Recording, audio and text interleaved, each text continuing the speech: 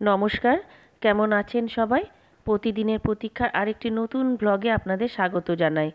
আজ আমি সরস্বতী পুজোর সেকেন্ড পার্টটা নিয়ে আপনাদের সামনে উপস্থিত হয়েছি। এই দেখুন, আমার দুই মেয়ে আজ সরস্বতী পুজোতে ঠাকুর দেখার জন্য সাজগোজ করে বেরিয়েছে। বড় মেয়ে যাবে ওর ইউনিভার্সিটি, আর ছোট মেয়ে বন্ধুদের সাথে এখানেই থাকবে।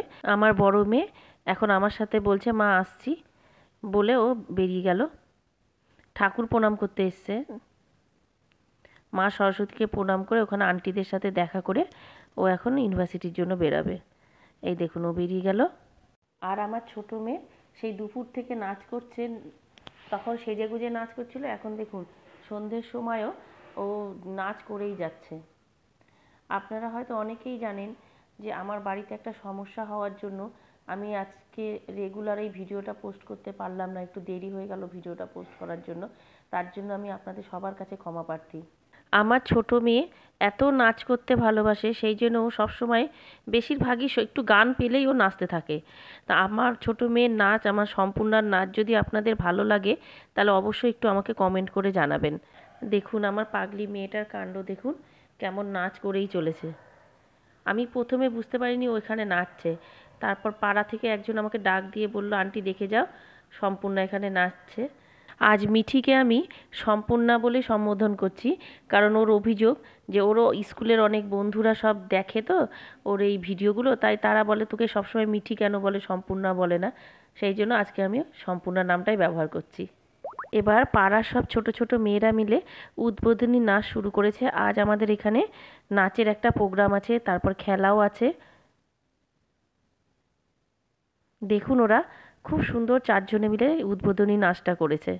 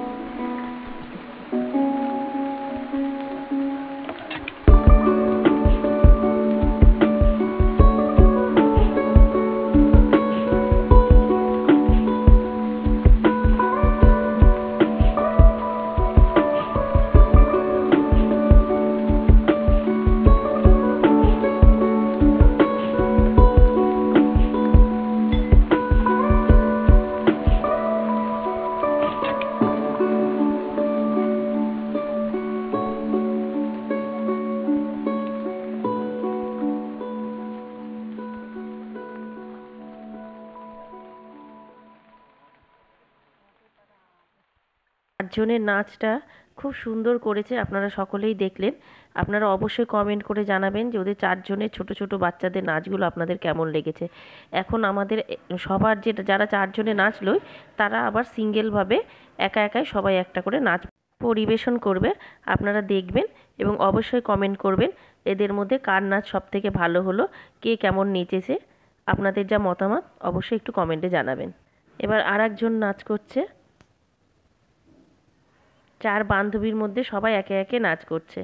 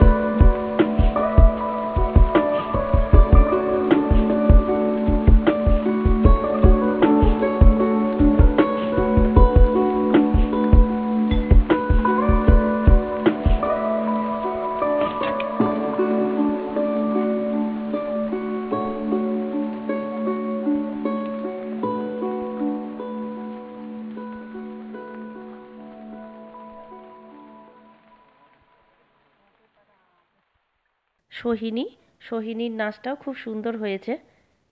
এখন আমার নাচ করছে আমার ছোট মেয়ে মিঠি, মানে সম্পূর্ণা।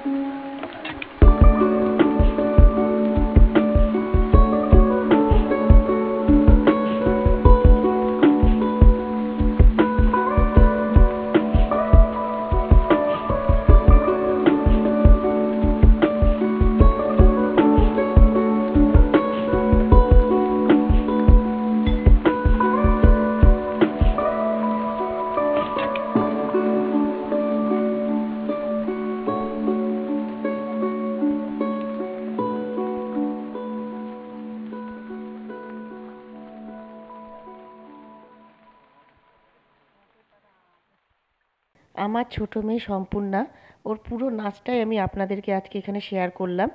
আপনারা দেখুন ও কেমন নাচছে, ওকে একটু আমাকে কমেন্ট করে বলুন। আর অবশ্যই জানাবেন ও কেমন নাচছে, তাহলে ও একটু আনন্দও পাবে।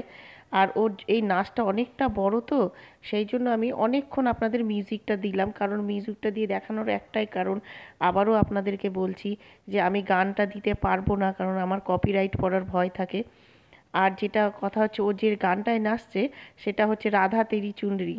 এখানে আমার পাড়ার সবাই যারা ছিল তারা সবাই ওকে উৎসাহ দিয়েছে এই নাচার জন্য। আর ও নেচেও খুব খুশি, দেখতেই পাচ্ছেন ও নাচতে খুব ভালোবাসে, সবাই হাততালি দিচ্ছে।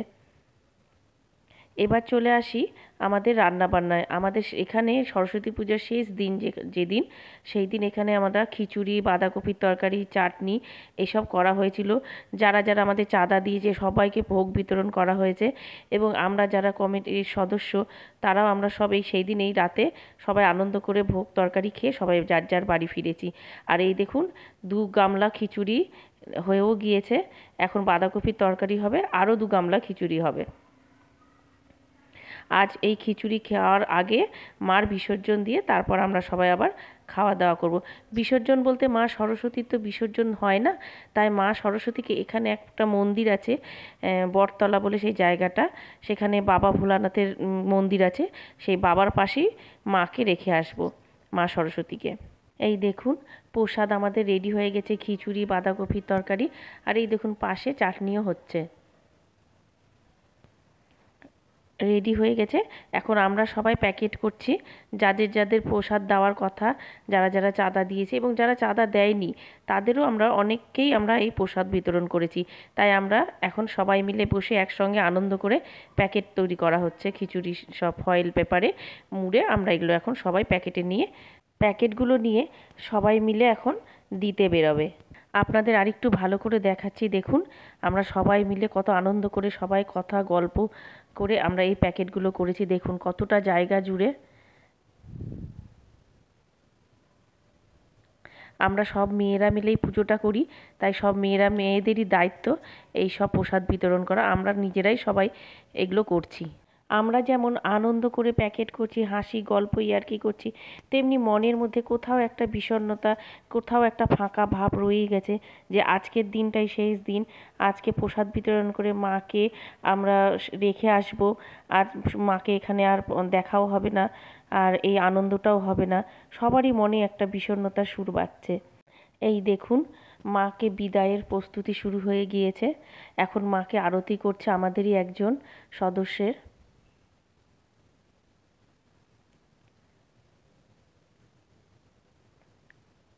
মার আরতি হচ্ছে, মাকে আরতি করে প্রণাম করে মাকে নিয়ে এখন আমরা বেরিয়ে পড়ব। মাকে প্রণাম জানিয়ে এখন একটু মাকে মিষ্টিমুখ করানো হবে।